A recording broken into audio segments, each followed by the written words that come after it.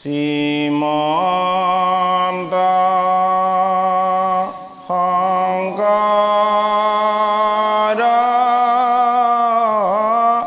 হৰি ভকতৰ জানা যেন কল্পতৰু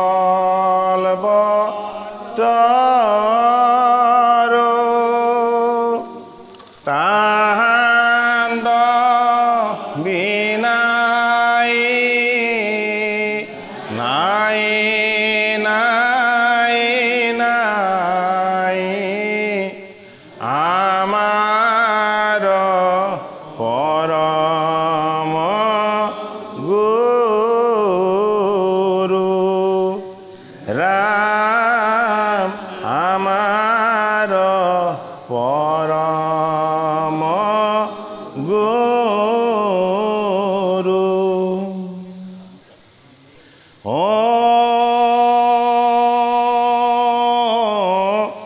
নমো ভগৱতে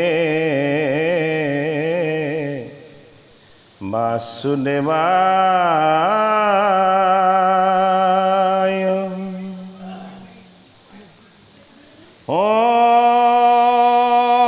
নমো ভগৱতে বাসুদেৱায়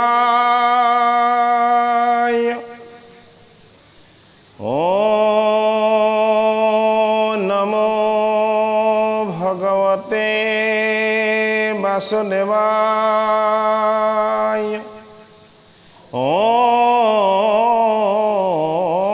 নমো ভগৱতে বাসুদেৱায়।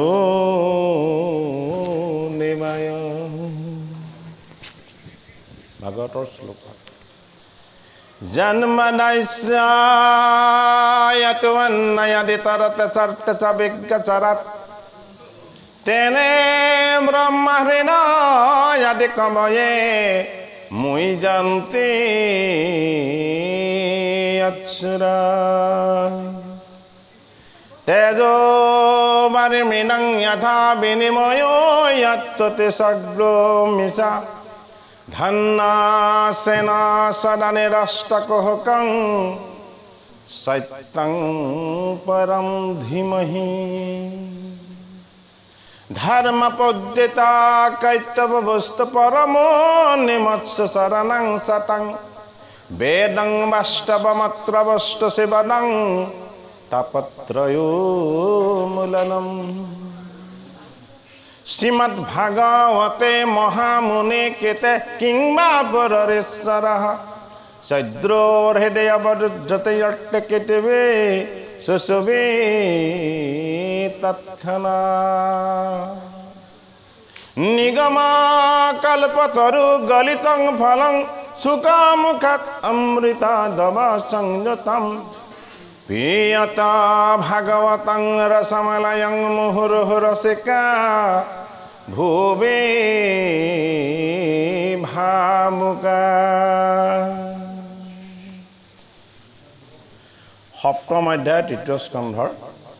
বৈকুণ্ঠ বৰ্ণন। হে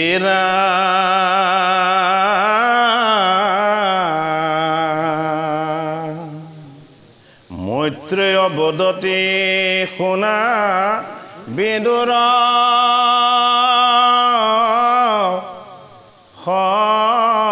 সম্প্ৰতি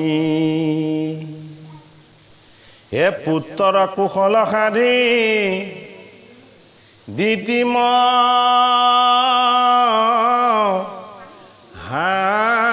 হাসতি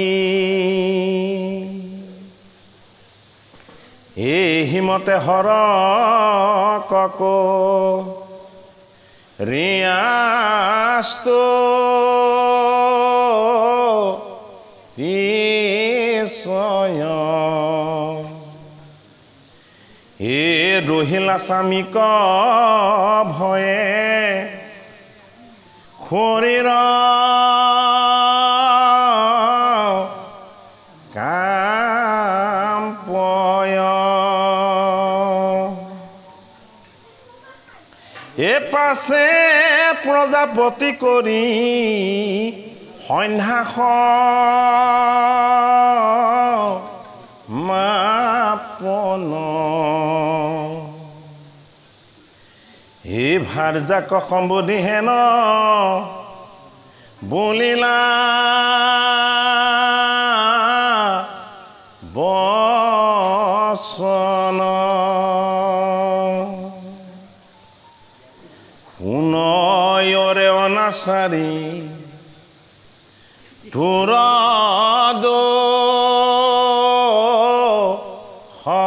সজত হে মুহুৰ আজ্ঞা ক আৰু কৰিয়া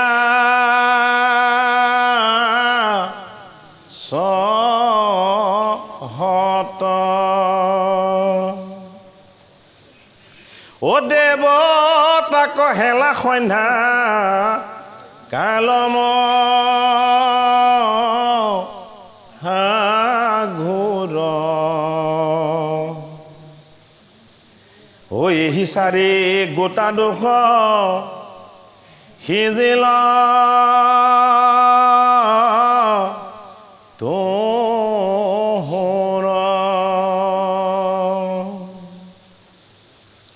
এতেকে ভদ্ৰ তোৰ জন্মিব তনয় পৰম অসাধু দুষ্ট কহিল নিশ্চয়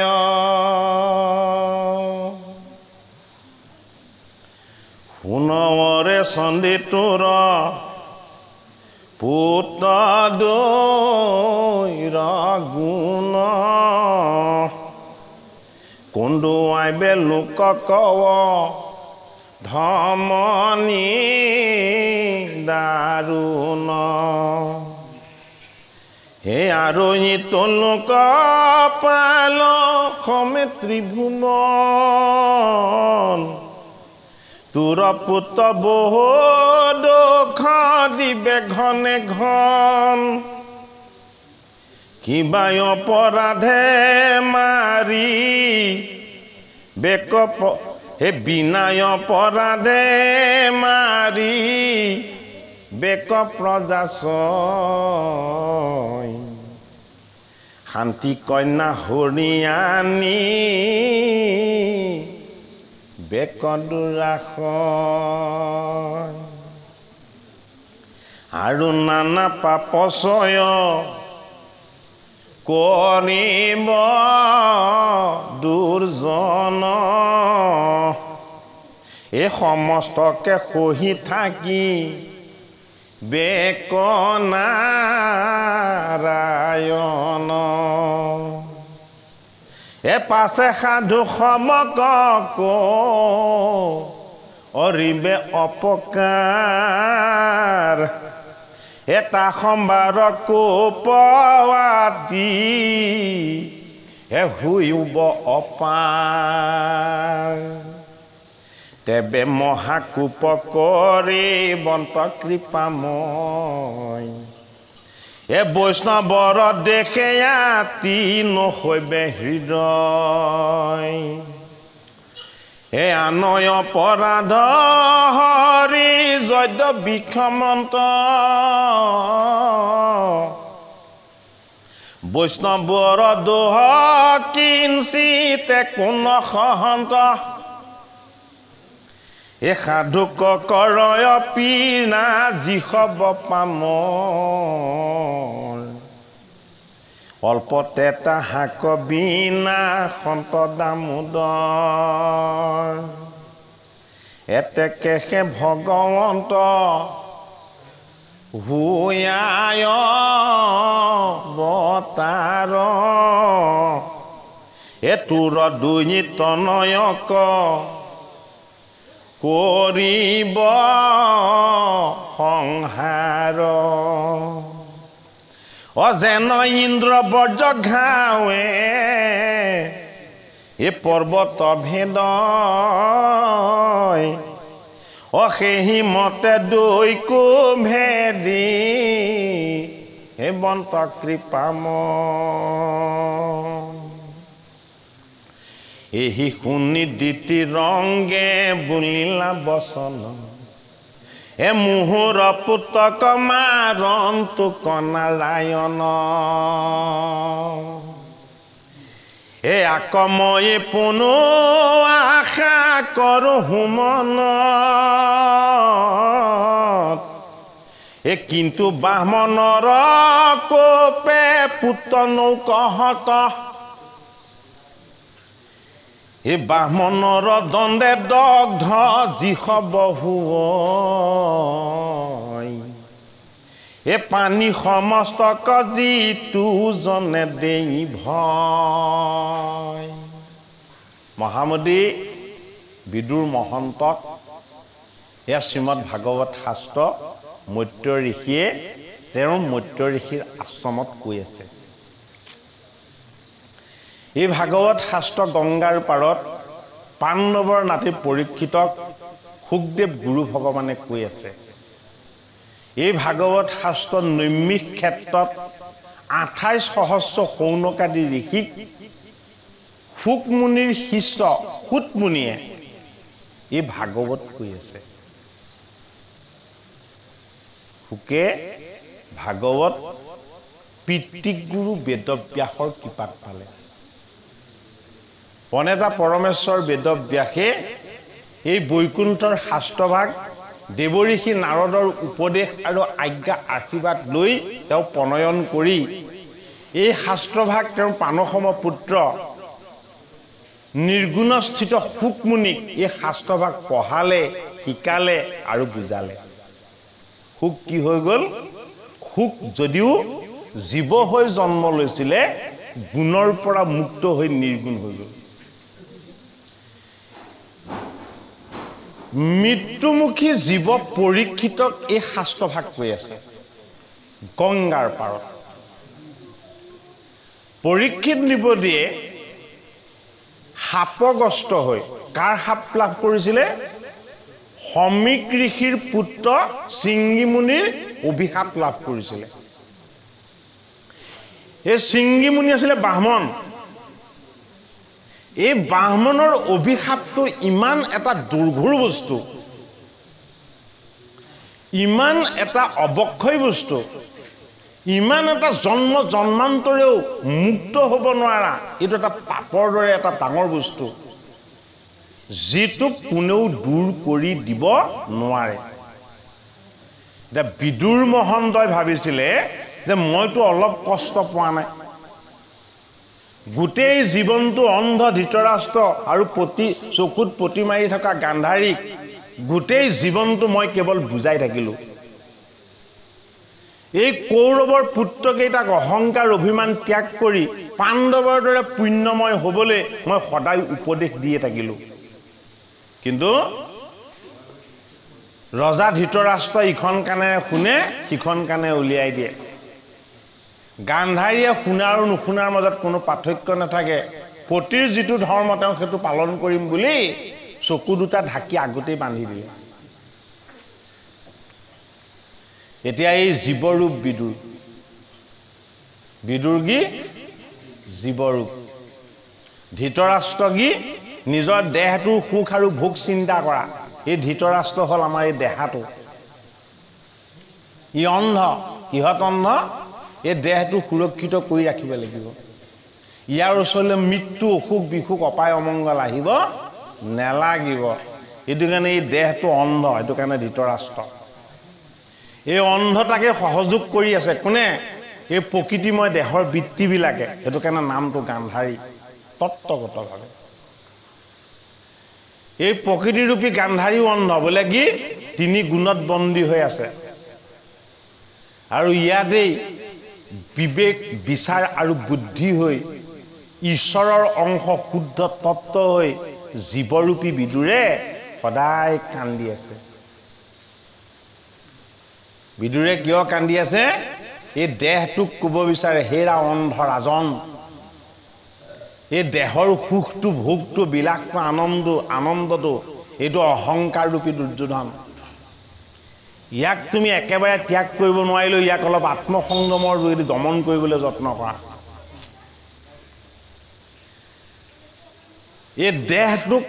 ইন্দ্ৰিয়বিলাকক আমাৰ বিবেক আৰু বিচাৰৰ অধীন কৰিব আমি নোৱাৰো কিয় নোৱাৰো আমাক ঈশ্বৰে জন্মসূত্ৰে তিনি অহংকাৰ দি দিলে সত ৰজ তম ইয়াৰ ভিতৰতে আটাইতকৈ ছিদ্ৰ থকা অহংকাৰটোৱে হ'ল তমোগুণী অহংকাৰটো অকণমানতে খং উঠা অকণমানতে জেদ অহা অকণমানতে ভেদ অহা অকণমানতে ৰুষ্ট হৈ তেনে হাহাকাৰ কৰি দিয়া এইটো তমগুণ এই তমগুণটোৱে হ'ল আমাৰ পাপৰ আটাইতকৈ ডাঙৰ পৰ্বত এই তমগুণটোক দূৰ কৰিবলৈ এই জীৱৰূপী বিদুৰে এই দেহটোতে থাকি সদায় জুমি জুমি চাই থাকে কালে চাই থাকে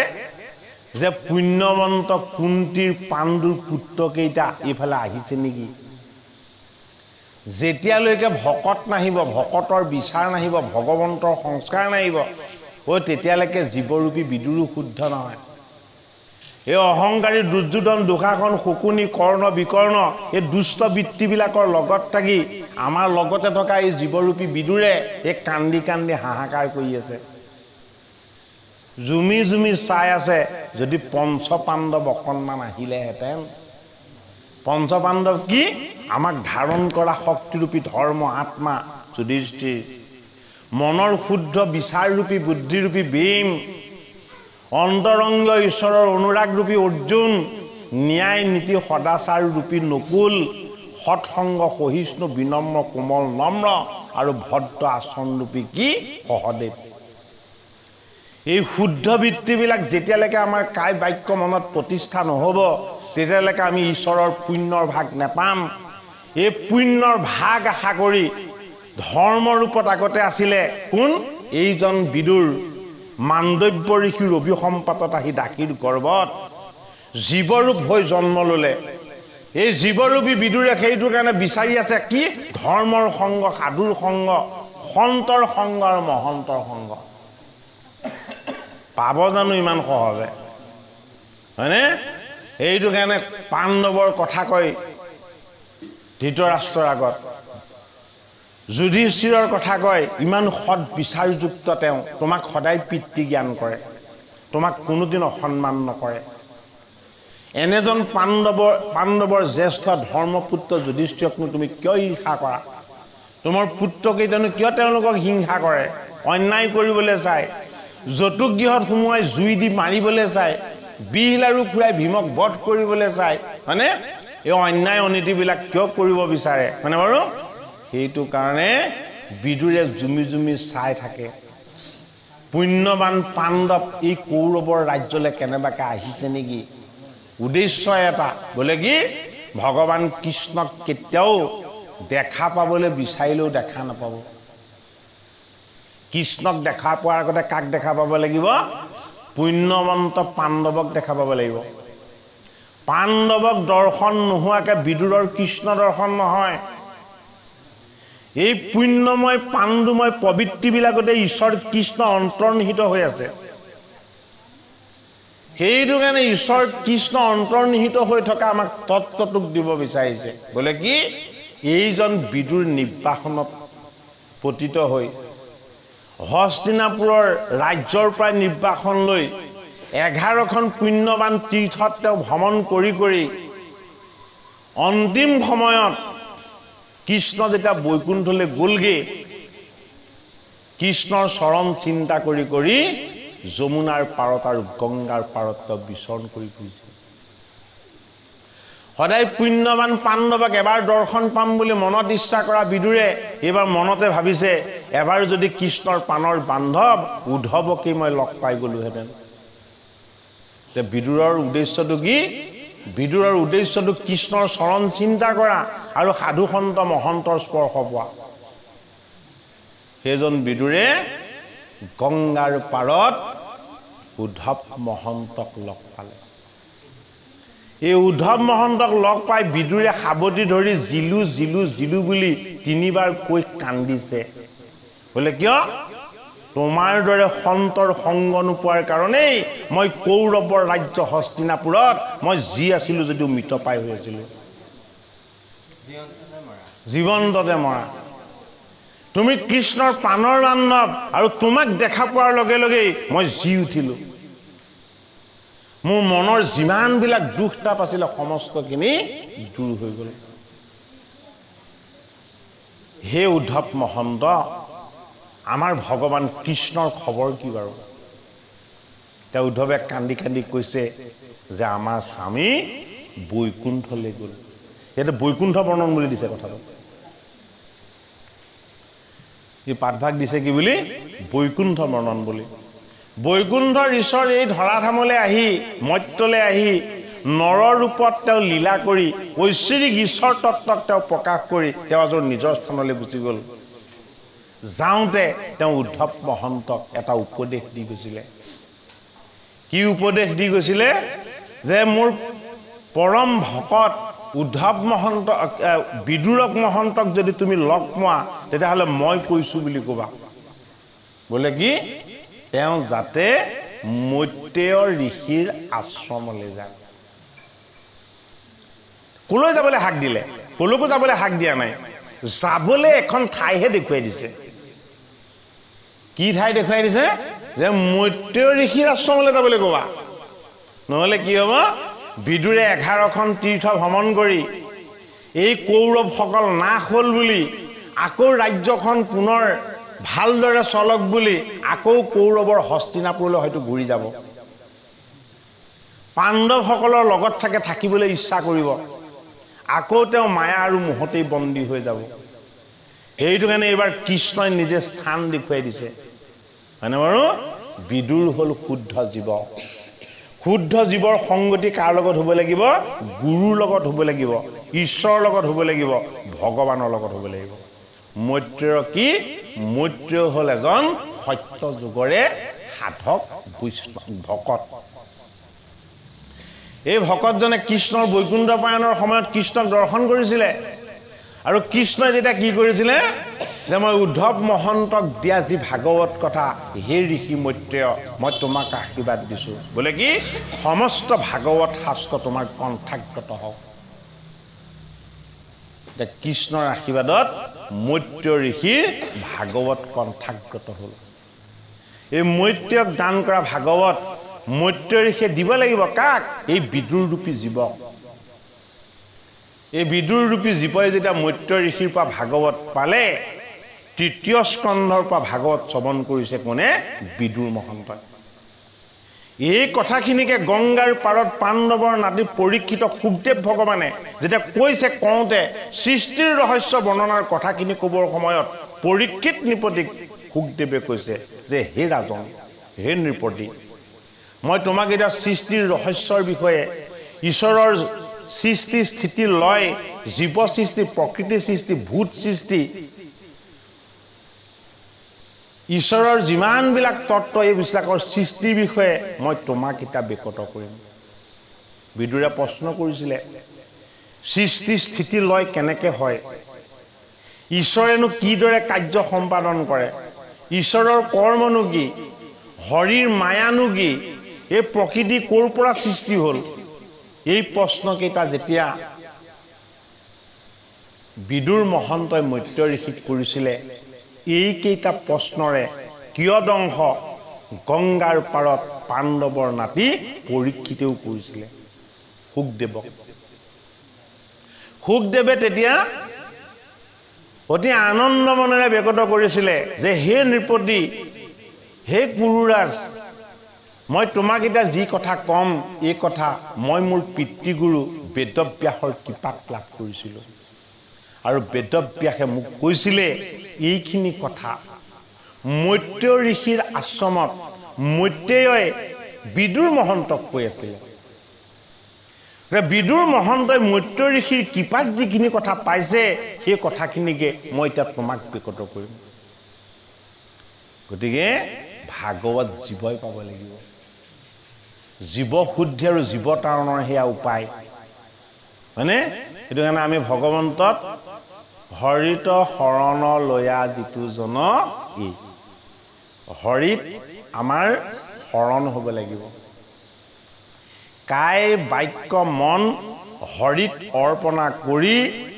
আমি হৰিৰ চৰিত্ৰ গুণ কীৰ্তন আৰু তেওঁৰ যশ লীলা আমি কি কৰিব লাগিব শ্ৰৱণ কীৰ্তনৰ অনুশীলন কৰিব লাগিব মূল বস্তু সেইটো কাৰণে যিসকলে এতিয়াও শৰণ ভাগ লোৱা নাই হয়নে বাৰু সেইসকলে শৰণ ভাগ ল'ব লাগে ভাগৱত শ্ৰৱণ কীৰ্তন কৰিবলৈ শৰণ ভাগ লৈ ভাগৱত শ্ৰৱণ কীৰ্তন কৰিব লাগে কিয় হৰিত শৰণ লয়া যিটো জনয়ে হৰিৰ চৰিত্ৰ শ্ৰৱণ কীৰ্তন কৰে হৰিত শৰণ নোলোৱা জনে হৰিৰ চৰিত্ৰ শ্ৰৱণ কীৰ্তন কৰিলে হয়নে কি তাৰ পৰা লাভ হ'ব সেইটো আমি ক'ব নোৱাৰিম কিন্তু মাধৱ মহাপুৰুষে নামঘোষা শাস্ত্ৰত আমাক সেই মহান উপদেশটো আগবঢ়াইছে যে আমি ভাগৱত কথা শ্ৰৱণ কীৰ্তন কৰিবলৈ যদি আমি মন প্ৰাণ যদি আগ্ৰহী কৰি লৈছো তেতিয়াহ'লে আমি হৰিত শৰণ ভাগ ল'ব লাগিব হৰিত শৰণ লৈ হৰিৰ চৰিত্ৰ যদি শ্ৰৱণ কীৰ্তন কৰা যায় তেতিয়া কি হ'ব তেতিয়া আমি সাক্ষাৎ ঈশ্বৰক পাম ঈশ্বৰৰ আমি পোনপটীয়া স্পৰ্শ পাম সেইটো বিশ্বাস হয়নে বাৰু এতিয়া এই সৃষ্টিৰ ৰহস্যৰ কথাখিনি এইবাৰ কি হ'ল কেনেকে ক'ত ঘটিবলৈ পালে এই কথাখিনি এতিয়া বিদুৰক কৈ আছে কোনে কৈ আছে মৈত্ৰ ঋষিয়ে হে বিদুৰ মহন্ত তোমাৰ মনত এনেকুৱা এটা শংকাও আহিব পাৰে তোমাক মই জনালোৱেই যে আগৰ জনমত তুমি ধৰ্মৰ ৰজা আছিলা তুমি কোন আছিলা তুমি যম আছিলা তুমি যম হৈ থাকোঁতেও মাণ্ডব্য ঋষিৰ অভিসম্পাত লাভ কৰিব লগা হ'ল মাণ্ডব্য ঋষি কি আছিলে ব্ৰাহ্মণ আছিলে এই ব্ৰাহ্মণৰ অভিশাপত যাতে দ্বিতীৰ পুত্ৰৰ যাতে মৃত্যু নহয় এই কথাটো কৈছে ব্ৰাহ্মণৰ অভিশাপটো কিয় ইমান বেয়া বস্তু বুলি ভাগৱতে দেখুৱাইছে হয়নে জীৱ এটাই যদি কেনেবাকে অভিসম্পাত লাভ কৰিবলৈ হয় সেই অভিসম্পাতৰ পৰা তাক কোনেও মুক্ত কৰিব নোৱাৰে এজনেই পাৰিব অভিসম্পাতৰ পৰা মুক্ত কৰিব কোনে সেইজনেই হ'ল গুৰু ভগৱান শুকৰ দৰে যদি গুৰুৰ চৰণ পায় ভাগৱত বৈকুণ্ঠৰ কল্পতৰ যদি শাস্ত্ৰ পায় হয়নে হৰিত শৰণ হৰিত ভজন আৰু এই ভাগৱত কথাৰ শ্ৰৱণ কীৰ্তন এইখিনি যদি কেনেবাকে কাৰোবাৰ স্পৰ্শ লাভ হয় তেতিয়াহ'লে আগৰ জন্ম জন্মান্তৰৰ যিমানবিলাক সঞ্চিত অভিশাপযুক্ত পাপ আছিলে দুখ কষ্ট আছিলে এই সমস্তখিনিৰ পৰাই পৰিত্ৰাণ পাব এতিয়া বিদুৰ মহন্তক মৈত্ৰ ঋষিয়ে জনাইছে যে তুমি অভিসম্পাত পাইছিলো বুলি তুমি আক্ষেপ কৰিব নালাগে কিয় নালাগে এই দ্বিতীৰ পুত্ৰ হৈ কশ্যপ ঋষিৰ দৰে এজন ঋষিৰ গৰ্ভত জন্ম হৈও কি হ'ল এটা দুটা পুত্ৰ অসুৰ হৈ যাব তামস গুণ সম্পন্ন হ'ব হয়নে বাৰু এটা কশ্যপ ঋষিয়ে দ্বিতীৰ কেইটামান দুখ দেখাইছে কশ্যপ ঋষিৰ ভাৰ্যা দুগৰাকী এগৰাকী এনে 17 গৰাকী ভাৰ্যা বুলি ভাগৱতত আছে কিন্তু বিশেষত আমি দুগৰাকীৰ কথা প্ৰাধান্যত লওঁ যে এগৰাকী হ'ল দিতি অন্যগৰাকী হ'ল অদিতি দিতিৰ গৰ্ভত জন্ম লৈছে কোন দৈত্য দানৱ অসুৰবিলাক আৰু অদিতিৰ গৰ্ভত জন্ম লৈছে কোন দেৱতাবিলাক পিতৃ এজন এগৰাকী মাতৃৰ গৰ্ভত জন্ম হৈ অসুৰ আৰু সিগৰাকী মাতৃৰ গৰ্ভত জন্ম হয় কি দেৱতা হয়নে বাৰু এতিয়া সেইটো কাৰণে দাৰ্শনিক এজনে কৈছিলে যে এগৰাকী যদি নাৰীক শিক্ষিত কৰা যায় এগৰাকী নাৰীক যদি শিক্ষিত কৰি তোলা যায় তাহলে কি হ'ব এটা প্ৰজন্ম শিক্ষিত হৈ যাব এগৰাকী নাৰীক যদি কেনেবাকে সুশিক্ষিত কৰি গঢ়ি তোলা যায় তেতিয়াহ'লে এটা প্ৰজন্ম শিক্ষিত হৈ যাব আৰু এগৰাকী নাৰীক যদি কেনেবাকৈ শিক্ষাৰ পৰা বঞ্চিত কৰা যায় তেতিয়াহ'লে এটা জাতি বহুত পিছ পৰি যাব। সেইটো কাৰণে যিসকলে গৰ্ভত 10 মাহ 10 দিন সন্তান ধাৰণ কৰি এই জগতলৈ সন্তান নমাই আনিব পাৰে, সেই দেৱী সদৃশ নাৰীসকল অদিতিৰ নিচিনা দিতিৰ নিচিনা নহয়, যাতে অদিতিৰ দৰে সাধন সিদ্ধ হয়। তেওঁলোকৰ যাতে শৰণ থাকে, ভজন থাকে, ঈশ্বৰৰ উপাসনা থাকে, ভকত বৈষ্ণৱ গুৰু ঈশ্বৰৰ প্ৰতি যাতে শ্ৰদ্ধা আৰু ভক্তি থাকে, সেইখিনি যদি থাকে কি হয়, সেইখিনি থাকিলে দৈবিক গুণ সম্পন্ন সন্তান লাভ হ'ব। এতিয়া কি হ'ল, অদিতিয়ে সন্তান লাভৰ কাৰণে ব্ৰত পালন কৰিছে। ভাগৱতত আছে এয়া কথা। কি ব্ৰত পালন কৰিছে? পয়োধৰা। বোলে মই অকল অমৃতময় আহাৰহে ল'ম, এটা নিৰ্দিষ্ট সময়তহে ল'ম, মই অন্ন লোৱাৰ আগত মোৰ স্বামীক মই অন্ন দি ল'ম, গৃহৰ বাকীসকলক মই দি ল'ম, তাৰ পাছত যিখিনি অৱশিষ্ট থাকিব সেইখিনি মই ল'ম। সেইটোকে কোৱা হয় পয়োধৰা। প্ৰতিজনক সন্তুষ্ট কৰাৰ পাছত নিজে অন্ন ল'ব, হয়নে বাৰু? সেইটো কাৰণে জীৱ আৰু ঈশ্বৰ একে তত্ত্ব। জীৱক সেৱা শুশ্ৰূষা নকৰিলে ঈশ্বৰ সন্তুষ্ট নহয়। এতিয়া অদিতিয়ে কি কৰিছে? অদিতিয়ে জীৱ সন্তুষ্টিৰ কৰ্ম কৰিছে। সেইটো কাৰণে পয়োধৰা ব্ৰত পালন কৰিছে। অকল দুগ্ধ, ঘি আৰু শুদ্ধ ফল কেৱল সেয়াহে পান কৰিছে। আৰু কশ্যপ ঋষিক কি বুলি কৈছে? যে তুমি মোক সন্তান দিব লাগিব, কিন্তু কেনেকৈ দিব লাগিব? তোমাৰ তপময় সাধনাৰ দ্বাৰা। সাধনাৰ সন্তান লাগিব মোক। মই ব্ৰত পালন কৰি মোৰ কাৰ বাক্য আৰু মন শুদ্ধ কৰিম,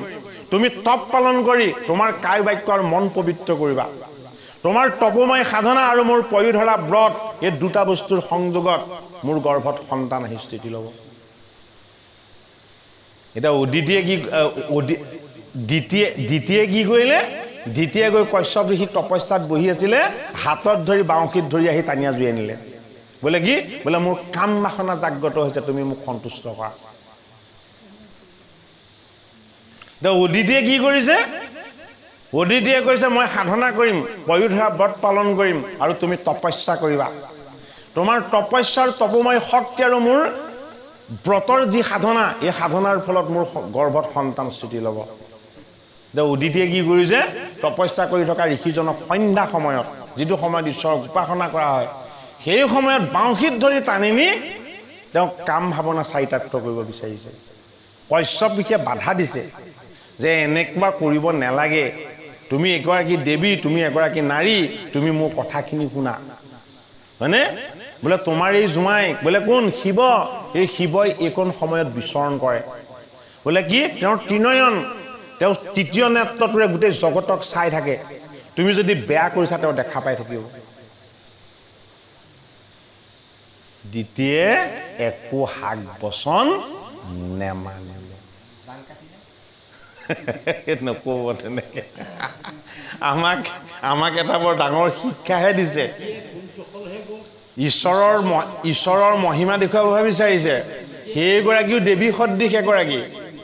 তেওঁৰ চৰিত্ৰ অত্যন্ত পবিত্ৰ আৰু ভাল। তেওঁ আমাক লোক সমাজক শিক্ষা দিবৰ কাৰণে সেয়া কৰিছে, মানে তেওঁ উদ্দেশ্যটো ঈশ্বৰৰ মহিমা প্ৰকাশ কৰিবলৈহে সেয়া কৰিছে, হয়নে বাৰু? ঈশ্বৰৰ মহিমা প্ৰকাশ কৰিবলৈ কৰিছে। সেইটো কাৰণে ভাগৱতৰ প্ৰতিটো চৰিত্ৰকে আমি ভগৱান বুলি ভাবিব লাগিব। ভাগৱতৰ প্ৰতিটো চৰিত্ৰকে আমি ঈশ্বৰ বুলি ভাবিব লাগিব, হয়নে বাৰু? এয়া আমাৰ আত্মশুদ্ধিৰ ব্যৱস্থা, হয়নে বাৰু? আমি বাছনি কৰি ল'ব লাগিব, আৰু এয়া তেওঁ লীলা কৰি দেখাইছে, হয়নে বাৰু? কশ্যপ ঋষিৰ দৰে এজন সাধনময় ঋষিৰ ভাৰ্যাই এটা ভুল কৰিব পাৰে, কিন্তু তেওঁৰ যে বহুত জ্ঞান আছে, এটা ভাগৱতত তাকে প্ৰমাণ কৰিলে। কি বুলি প্ৰমাণ কৰিলে? বোলে মোৰ 100টা দোষ থাকিলেও মই এইটো কথাই শুনিব বিচাৰিছোঁ, মোৰ পুত্ৰৰ মৃত্যু কেনেকৈ হ'ব? হে মোৰ সাধনময় ঋষি, আপুনি মোক সেইটো জনাওক। তেতিয়া কশ্যপ ঋষিয়ে তপস্যা কৰি সাধনা কৰি দেখা পালে যে তোমাৰ পুত্ৰ ব্ৰাহ্মণৰ অভিশাপত নমৰে, তোমাৰ পুত্ৰ মৰিব স্বয়ং নাৰায়ণৰ হাতত। যদিও নৰজনীলৈ আহি তেওঁলোক জন্ম হ'ব, তেওঁলোকে জীৱক কষ্ট দিব, দুখ দিব, তাপ দিব, নাৰীসকলক সন্মান নকৰিব, অত্যন্ত অভদ্ৰ আচৰণযুক্ত হ'ব।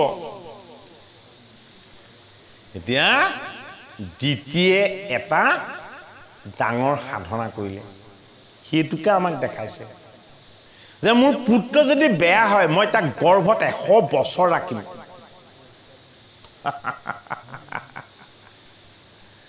তাক মই 100 বছৰ মোৰ গৰ্ভতে ৰাখিম। বোলে কিয়? মই বেয়া বস্তু পটককৈ পৃথিৱীলৈ আহিবলৈ নিদিওঁ। গতিকে আমি বুজিব লাগিব যে কশ্যপ ঋষিৰ ভাৰ্যা দ্বিতীয় এগৰাকী দেৱী সাধক। আমাক ঈশ্বৰৰ স্বৰূপ আৰু মহিমা উপলব্ধি কৰি আমি জীৱনটো কেনেকৈ ঈশ্বৰৰ ভক্তি আৰু সেৱাৰে আমি সাধনময় কৰি ল'ব পাৰোঁ, আমাক তাৰ এটা ৰাস্তা দেখাইছে। এতিয়া বিদুৰ মহন্তক ক'লে যে তুমি দাসীৰ গৰ্ভত জন্ম লৈছিলা, তুমি ব্যাসৰ ঔৰসত জন্ম, তুমি কিমান পুণ্য, সেইটো কাৰণে তুমি ভাগত পাণ কৰিবলৈ পাইছা, হয়নে? বৈকুণ্ঠৰ পাৰিষদ হৈ বৈকুণ্ঠপতিৰ চৰণ সেৱা কৰাৰ সুযোগ পাই থকা এই পাৰিষদ দুজনৰ কি হৈ গ'ল চাই লোৱাচোন। তুমি কি আক্ষেপ কৰিব লাগিছে? বৈকুণ্ঠৰ পাৰিষদেও আহি দিতিৰ গৰ্ভত তামস গুণ সম্পন্ন হৈ, আসুৰী গুণ সম্পন্ন হৈ জন্ম ল'ব লগা হয়। গতিকে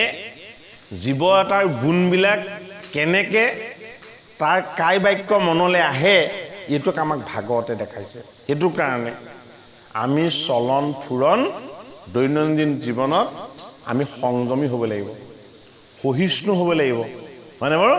লগতে ধৰ্মশীল হ'ব লাগিব। যদি আমি বেছি লোভী হওঁ, কামী হওঁ, জেদী হওঁ, হয়নে, তেতিয়াহ'লে সেইখিনি ক'লৈ যাব? সেইখিনি আমাৰ তেজৰ যোগেদি আমাৰ সতি সন্তানলৈ যাব। বোলে ল'ৰাটো ইমান বেয়া হ'ল, দেউতাক ভাল, হয়নে বাৰু? নহয়, দেউতাক ভাল হ'ব পাৰে, কিন্তু ডালত কিবা খেলি মেলি থাকিব পাৰে, হয়নে বাৰু? হিৰণ্যকশিপুৰে পুত্ৰ প্ৰহ্লাদ, হয়নে নহয় বাৰু? গতিকে ঈশ্বৰৰ সংস্কাৰ আছে তেওঁৰ লগত। বোলে কি আগৰ জন্মত তুমি বৈকুণ্ঠৰ পাৰিষদ আছিলা, সেইটো কাৰণে তোমাৰ ঘৰলৈ প্ৰহ্লাদৰ দৰে এজন বৈষ্ণৱ পুত্ৰ গৈছে। পুণ্যৰ ফল। সেইটো কাৰণে পুণ্যৰ ফলটো আমি পুণ্যৰ ভাগ পাবলৈ আমি কি কৰিব লাগিব? এই কলি যুগত প্ৰথমতে ভকত বৈষ্ণৱৰ সংগ ল'ব লাগিব। ভকত বৈষ্ণৱৰ সংগ লৈ কি কৰিব লাগিব? ভগৱন্তৰ চৰিত্ৰ শ্ৰৱণ কীৰ্তন কৰিব লাগিব। এইটো হ'ল আটাইতকৈ শ্ৰেষ্ঠ উপায়। ইয়াতকৈ আৰু শ্ৰেষ্ঠ পথ এই জগতত নাই। সেইটো কাৰণে ভাগৱত কি? ভাগৱত হ'ল অমৃত। এই ভাগৱত অমৃত যদি আমি ভগৱানৰ কৃপাত এই নৰতনু পাওঁতে যদি অকণমান পান কৰি ল'ব পাৰোঁ, তেতিয়াহ'লে আমাৰ জীৱন কি হ'ব? আমি মনুষ্য হৈ নৰ হৈ জন্ম লোৱা আমাৰ জীৱন সামফল হ'ব। সেইকাৰণে মাধৱ মহাপুৰুষে কি বুলি কৈছে? অহৰি চৰণত শৰণ লৈলোঁ এ হৰি নাৰায়ণ, হে মানৱী জনম সামফল কৈলোঁ এ হৰি নাৰায়ণ। হৰিৰ চৰণত শৰণ ল'বলৈ পোৱাটো এটা ডাঙৰ পুণ্যৰ ভাগ, হয়নে বাৰু? মানৱ জীৱনটো কি? অতি দুখময়, তাপময়, কষ্টকৰ। মানৱ জীৱনত প্ৰত্যেকৰে দুখ কষ্ট যন্ত্ৰণা আছেই, সাধাৰণৰ পৰা অসাধাৰণলৈকে। কিন্তু সেইটো জীৱৰ দুখ তাপ দূৰ হয়। কোনটো জীৱৰ? যিটো জীৱই একান্তভাৱে হৰিত শৰণ ল'লে, যিটো জীৱই নিষ্কামভাৱে হৰিক ভকতি কৰিলে। এতিয়া বিদুৰক এই কথাখিনি মৈত্ৰ ঋষিয়ে তেওঁ আশ্ৰমত কৈ আছে। এই শুনি দিতি ৰংগে বুলিলা বচন, হে মুহুৰ পুত্ৰক মাৰণ তোক নাৰায়ণ, হে আকময়ী পুনু আশা কৰোঁ মন, কিন্তু বাহ্মণৰ কোপে পুত্ৰ নৌকহত। এতিয়া যদুকুলটো কৃষ্ণই কেনেকৈ ধ্বংস কৰিছিলে? যদুকুল ধ্বংস কৃষ্ণই কি কৌশল প্ৰয়োগ কৰিছিলে ভাগৱত শাস্ত্ৰত সেইটোও দেখাইছে কৃষ্ণ অনন্ত বীৰ্য গোটেই দেৱতাবিলাকক লগত নমাই লৈ আহিছে তেওঁ আহোঁতে হয়নে তেওঁ হয়তো সমান শক্তিমান যদুকুলৰ প্ৰজাবিলাকক কৰি তুলিছে হয়নে কিন্তু যদুকুলৰ লগত তেওঁ এটা ডাঙৰ বিপৰ্যয় দি পঠিয়ালে যদুকুলক কি দি পঠিয়ালে যদুকুলক অহংকাৰ দি পঠিয়ালে কৃষ্ণই কৃষ্ণকে চিনি নাপায় হয়নে এটা কৃষ্ণৰ ভক্তিৰ তত্ত্বটো কৃষ্ণই নিজে কৰি দেখাইছে বোলে কি বোলে মই যে জগতৰ ঈশ্বৰ মোক চিনি পোৱাটো ইমান ডাঙৰ কথা নহয় মোক যি চিনি পায় তাক ঈশ্বৰ বুলি চিনি পাব নে নাপাব কৃষ্ণক যি ঈশ্বৰ বুলি চিনি পায় সেইজনক ভগৱান বুলি জ্ঞান কৰিব লাগিব তেতিয়াহে কৃষ্ণৰ আশীৰ্বাদ পাব এতিয়া কৃষ্ণক ভগৱান বুলি কোনে জানে সেই ঋষিকেইজনে জানে যিকেইজন ব্ৰহ্মাৰ পুত্ৰ হয়নে এনেকুৱা এটা যাদু কৰি কথা আছে ভাগৱতত ব্ৰহ্মাতকেও তেওঁলোক বয়সত ডাঙৰ হ'ল ব্ৰহ্মাই নিজৰ কন্যাৰ পাছত কাম ভাৱত দৌৰি তেওঁ দেহটো অপবিত্ৰ কৰিলে অপবিত্ৰ কৰাৰ কাৰণে কি হ'ল তেওঁ পুত্ৰকেইজনে ব্ৰহ্মাদেৱক কৈছে এই এনেকুৱা কাম তুমি সৃষ্টিকৰ্তা হৈ কিয় কৰিছা এনে কামটো কৰিব নাপায় তুমি নিজৰ কন্যাৰ পাছত কাম ভাৱত যদি দৌৰা জগতে আহিব কি হ'ল ব্ৰহ্মাই তথাপিতো একো হাক বচন নেমানে তেতিয়া সেই বিষ্ণুস্বৰূপ ঈশ্বৰৰ অংশত জন্ম লোৱা সেই ব্ৰহ্মাৰ পুত্ৰকেইজনে জগতৰ হৰি দৈৱকী নন্দন কৃষ্ণক প্ৰাৰ্থনা কৰিলে যে হে প্ৰভু আমি পিতৃক হাক দিলে তেওঁ বাৰণ নহ'ব আমি তোমাক স্তুতি কৰি তোমাক ক'ব লাগিব তুমি যিটো কৰাবা সেইটোৱে হ'ব এটা কি হ'ল বৈষ্ণৱ পুত্ৰকেইজনে বিষ্ণুক স্তুতি কৰি ভগৱন্ত বিষ্ণুক ক'লে যে আমাৰ পিতৃক এই বেয়া ভাৱটোৰ পৰা তুমি আঁতৰাই আনা তা ব্ৰহ্মাই কি কৰিলে লগে লগে নিজে চিন্তা কৰি চালে ইহ ৰাম মই কি ডাঙৰ অন্যায় কৰিলো নিজৰ এইটো দেহেই মই উপবিত্ৰ কৰিলো অসুচি কৰিলো এটা কি কৰা যায় তাত তপময় সাধনা কৰি ব্ৰহ্মাই সেই দেহটো ত্যাগ কৰি দিলে হয়নে বাৰু সেই দেহৰ পৰাই সৃষ্টি হৈছিলে সেই ঋষিকেইজন আকৌ সৃষ্টিকৰ্তা ব্ৰহ্মা এটা নতুন দেহ লৈ আকৌ জন্ম হ'ল সেইটো কাৰণে সেই ব্ৰহ্মাৰ পুত্ৰকেইজনতকে ব্ৰহ্মা সৰু হৈ থাকিলে আকৌ নতুনকে দেহ এটা ল'ব লগা হ'ল যে হয়নে সেই ব্ৰহ্মাৰ পুত্ৰকেইজন ব্ৰহ্মাতকৈও বয়সত ডাঙৰ সেই কেইজন ঋষি আহিছে কাৰ ওচৰলৈ ভগৱান কৃষ্ণৰ ওচৰলৈ কৃষ্ণই তেওঁলোকক নিজে গৈ নিমন্ত্ৰণ দি আহিছে হে শ্ৰেষ্ঠ ব্ৰাহ্মণ ঋষি সমস্ত মই দৈৱকীৰ গৰ্ভত কৃষ্ণ ৰূপত যদিও জন্ম ললো মই তোমালোকৰ দৰে ব্ৰহ্মাৰ পুত্ৰ স্বৰূপ শ্ৰেষ্ঠ বৈষ্ণৱ ঋষিৰ মই চৰণ সেৱা কৰি মই অকণমান আশীৰ্বাদ ল'ব বিচাৰোঁ এতিয়া কৃষ্ণই কৰিহে দেখাইছে কৃষ্ণৰ আশীৰ্বাদটো কেনেকৈ ল'ব লাগিব হয়নে বাৰু সেইটো কাৰণে মাধৱ মহাপুৰুষে নামঘোষাত কি বুলি লিখিছে কৃষ্ণৰ চৰিত্ৰ পৰম অমৃত কৃষ্ণ নিজে ভগৱান হলেও ভগৱানক কেনেকে সেৱা সৎকাৰ আৰু উপাসনা কৰিব লাগে কৃষ্ণই নিজে কৰি দেখাইছে কি কৰি দেখাইছে যে মই ভগৱান হলেও ব্ৰহ্মাৰ এই শ্ৰেষ্ঠ শ্ৰেষ্ঠ ঋষি পুত্ৰ যিকেইজন আছে মই সেইকেইজনৰ চৰণ ধুৱাই চৰণৰ জল শিৰত লৈ মই মোৰ গোটেই যদুকুলটোক মই পবিত্ৰ কৰি দিম এতিয়া সেইটো কৰিবলৈ লওঁতে বাধাটো আহি গ'ল কি হ'ল যদুকুলৰ যুৱকবিলাক অত্যন্ত উদণ্ড স্বভাৱযুক্ত হৈ গ'ল গুৰু গোসাঁই কাকো নমনা হ'ল এইসকল ঋষিয়ে সামবেদৰ মন্ত্ৰ গাই গাই কৃষ্ণৰ ওচৰলৈ আহিছে কৃষ্ণই তেওঁলোকক অন্নদান কৰিবৰ কাৰণে মাতিছে আৰু আধা ৰাস্তাতে ধৰি তেওঁলোকে কি কৰিলে যে এই ঋষিকেইজনক আমি আজি পৰীক্ষা কৰিম এওঁলোকৰ কিমান সাধনা আৰু শক্তি আছে হয়নে বাৰু জাম্বন্তীৰ পুত্ৰ শালবই কি কৰিলে পেটত এডাল গদা বান্ধিলে চুলিখিনি দীঘলকে লগালে গৰ্ভাৱতী নাৰীৰ নিচিনাকে নিজকে সজালে পৰালে হয়নে আৰু লগৰ কেইটাক কৈছে এই ঋষিকেইজনক আমি এতিয়া গৈ সুধোংগে বল এই গৰ্ভত কি জন্ম ল'ব এই দিতিৰ গৰ্ভত কি উৎপত্তি হৈছে যদুকুলৰ নাৰীৰ ভাও ধৰা এজন পুৰুষৰ গৰ্ভত কোনে স্থিতি লৈছে আমাক এই বস্তুটো বুজাইছে ভাগৱতে যদি লক্ষ্য উদ্দেশ্য আচৰণ যদি কেনেবাকে আমাৰ অপবিত্ৰ আৰু বেয়া হ'বলৈ হয় তাৰ পৰা কি সৃষ্টি হ'ব আমাক ভাগৱত শাস্ত্ৰই সেইটো শিকাইছে যদুকুলৰ প্ৰজা হৈ হালবৈ কি কৰিলে নাৰীৰ ভাও ধৰি গৰ্ভাৱতী নাৰীৰ ভাও ধৰি ঋষিক যেতিয়া প্ৰশ্ন কৰিলেগে অ দুৰ্বাসা আদি ঋষি কিমান সাধনময় যাৰ মুখত সদায় সামবেদৰ মন্ত্ৰ যি সদায় ভগৱন্তৰ বিষ্ণুৰ সহস্ৰ নাম মুখত লৈ থাকে সেই ঋষিসকলৰ মুখতে অগ্নি আছে ঐ আমাৰ এইগৰাকী গৰ্ভাৱতী নাৰীৰ গৰ্ভতনো কি জন্ম হ'ব হে ঋষি শ্ৰেষ্ঠ আমাক জনাওকচোন সামবেদৰ মন্ত্ৰৰে ঈশ্বৰক উপাসনা কৰি অহা ঋষিসকল ক্ৰোধৰ অগ্নিত জ্বলিবলৈ ল'লে আৰু যদুকুলত জন্ম লৈ কৃষ্ণৰ বংশত জন্ম লৈ তহঁতি ইমান অহংকাৰী ইমান অভিমানী যদি কৃষ্ণকে চিনি নাপালি যিজন কৃষ্ণই আমাক সেৱা কৰি আশীৰ্বাদ ল'বলৈ মাতিছে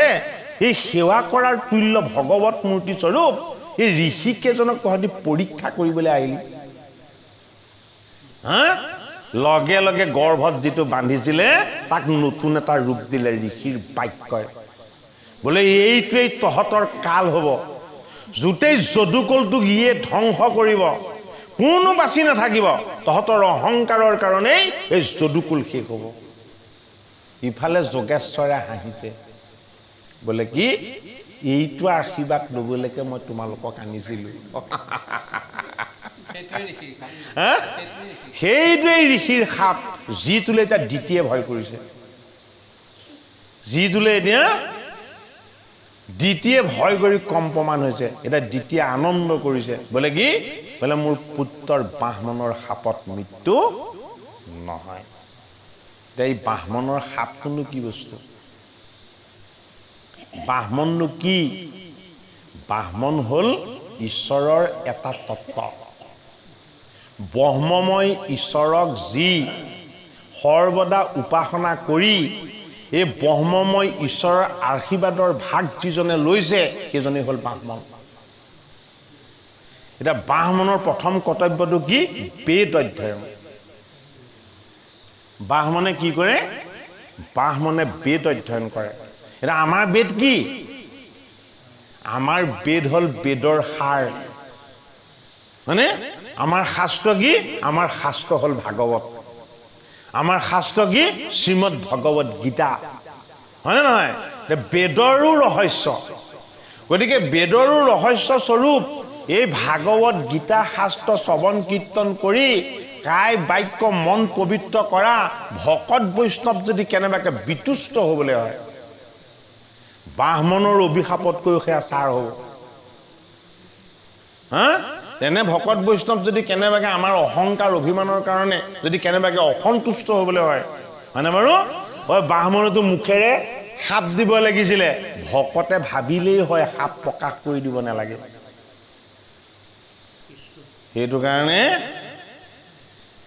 হে দেৱতো তীৰ্থটো কৰি ভকতে হে বৰ হে ভকতক ভজিলে গো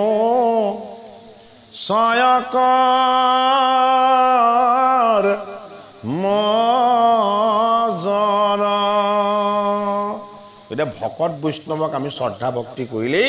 আমাৰ কৰ্মৰ জড়তাবিলাক দূৰ হ'ব হে ৰাম হে নাৰকী সবে অনুগ্ৰহণ কৰয় হে তৈতে সেই পাপী হব হে দুখ তপস্যয়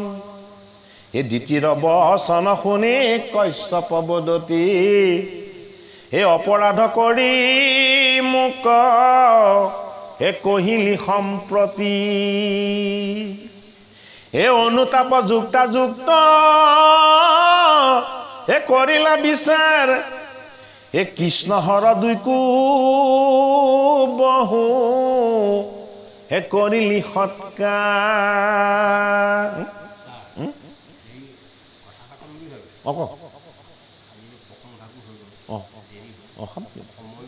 সামৰি দিওঁ এই পেজটোতে সামৰি দিওঁ আকৌ এই পেজটো এইকণলৈকে আধা নালাগে বাৰু কাইলৈ আকৌ আমি আৰম্ভ কৰিমেই মানে বাৰু এই পেজটো শেষ কৰি দিওঁ ন ঠিকেই কৈছে হয় এই ভকতৰ আজ্ঞা হ'লে বছ নালাগে অকণমান সময়তে হৈ যাব এই মুকৱা দৰিলি তই হে এতেকে সাক্ষাৎ হে তোৰ পুত কশিপুৰ পুত হৈ বেজাত এই ৰাম সহ্লাদ প্ৰথম অনুহ্লাদ তাতপৰ এই হৈবন্ত প্ৰহ্লাদ হ্লাদ হে নামৰ অপৰ হে ৰাম এসমবাৰ মধ্য হৈবে প্ৰহ্লাদ ভকত এ সাধু মধ্যে গণিবে ক হে যাহা ক আগত নিৰন্তৰে মাধৱত থাকিবে কমন এ বৈষ্ণৱৰ মধ্যত পৰম বিতুপন তাহান মহিমা কিছু শুনা পানেশ্বৰী এ যাৰ গুণে ঢাকিব সমস্ত বসুন্ধৰী হৰি যশ সমনিতে তান যশ ছয় হে গাইবে ক সমস্ত লোকে নাহিকে সংশয় এ যাৰ ভাৱ সাধু খব পাইব ক লাগিয়া এ মন শুদ্ধি কৰিমে ক সাধন কৰিয়া সুবৰ্ণক শুদ্ধ কৰে যেন অগ্নি দিয়া এ সেই মতে তাৰাৰ কৰিবে শুদ্ধ কায়া এ তাহাৰ অনন্য ভক্তি ভাবে ভগৱন্ত এ সমস্ত জগত সমে সন্তুষ্ট হৈবন্ত হৈবে মহাপ্ৰভাৱ মহন্ত বিপৰীত এ বহু মানৱ ভক্তিয়ে কৰিবে শুদ্ধ চিত এ তাকে ভগৱন্ত কথা পিয়াত জোনাতি এ দেহা দিত অভিমান এৰি বন্তৱাতি হৈবে মহাভাগৱত তাৰো কহুচিন হে লম্পট ভাৱ কৰি হে হৈব উদাসীন হে সুশীল স্বভাৱ সৰ্ব গুণৰ আকৰ হে ৰাম হৈব হৰিষত দেখি হে সম্পত্তি লোকৰ আজিলৈ ইমানতে ৰাখিছোঁ এতিয়া প্ৰহ্লাদৰ এতিয়া দেই এতিয়া মানে দ্বিতীয় গৰ্ভোৎপত্তিত দুজন অসুৰাহী জন্ম ল'ব দ্বিতীয়ে তেওঁ স্বামীক প্ৰাৰ্থনা কৰিলে নে আপুনি মোক এই আশীৰ্বাদ দিয়ক যাতে মোৰ যিখিনি ভুল হ'ল সেই ভুলখিনি যাতে শুধৰণি হয় হয়নে তেওঁ কৈছে যে তোৰ পুত্ৰ নাৰায়ণৰ হাতত মৃত্যু হ'ব এতিয়া দেৱীগৰাকী মাতৃগৰাকীয়ে কৈছে যে মোৰ এতিয়া আনন্দ লাগিছে বোলে কিয় ঈশ্বৰৰ স্পৰ্শ পাতো মোৰ পুত্ৰৰ কাৰণে ডাঙৰ সৌভাগ্য ঈশ্বৰৰ স্পৰ্শ এই যে তেওঁ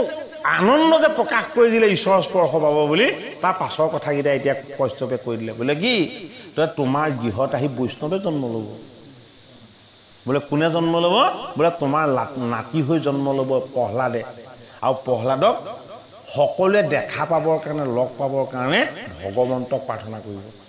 তেওঁ ইমানেই পুণ্যশীল হ'ব কি বুজাইছে আমাৰ সতি সন্তান যাতে ভক্তি আচৰণযুক্ত হয় ভগৱন্তৰ চৰণ যাতে সেৱা কৰে আৰু ঈশ্বৰৰ প্ৰতি যাতে প্ৰেম ভাৱ থাকে কৃষ্ণ আৰু হৰি শ্ৰীমন্ত শংকৰ হৰি ভকতৰ হে জানা যেন কল্পতৰু তাহান্ত বিনাই নাই নাই নাই আমাৰ পৰম গুৰু